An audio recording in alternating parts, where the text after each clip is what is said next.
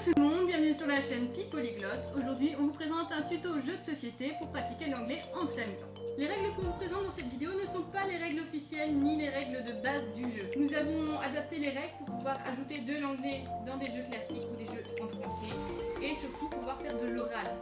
Aujourd'hui, le jeu qu'on vous propose, c'est donc Kokotaki. Vous aurez le nom écrit dans la barre d'infos juste en dessous. Yellow Chicken, Yellow cat. Yellow Donkey, Yellow sheep.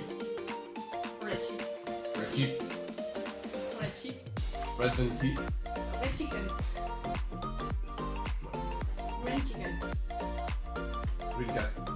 Yellow Cat, Yellow sheep. Yellow Bee.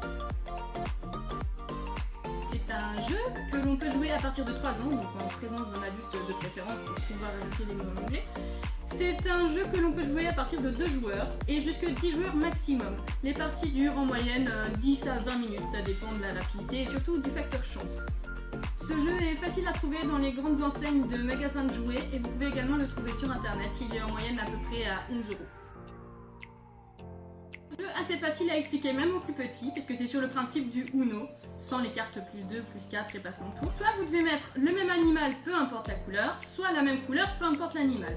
Si jamais vous ne pouvez pas jouer et que vous avez la carte bonus papillon, donc c'est la carte joker, vous pouvez imposer la couleur pour le tour suivant. Donc, la personne joue bleu, vous posez votre carte et vous indiquez la couleur en anglais, tout simplement ici blue.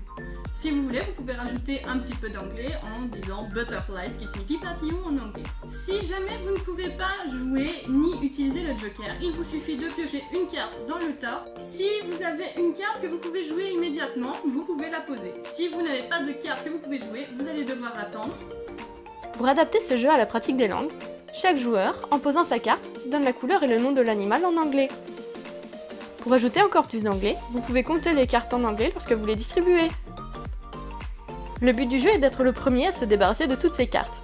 Vous pouvez distribuer 10 cartes chacun, voire 7 cartes si c'est une première partie. Vous pouvez également finir par distribuer 15 cartes chacun ou plus. Au niveau du vocabulaire, vous avez 4 couleurs.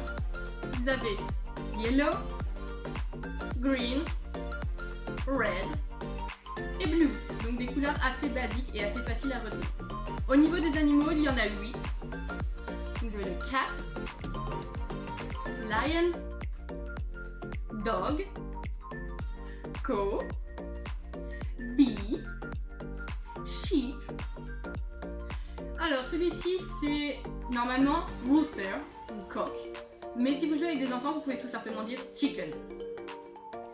Et celui-ci, attention, ce n'est pas un cheval, c'est un âne. Et un âne en anglais on dit donkey. Red chicken, Red sheep. red donkey, Red sheep.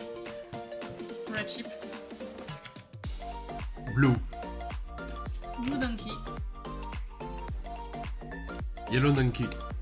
yellow sheep, Yellow cat. yellow cat, Yellow bee. yellow sheep,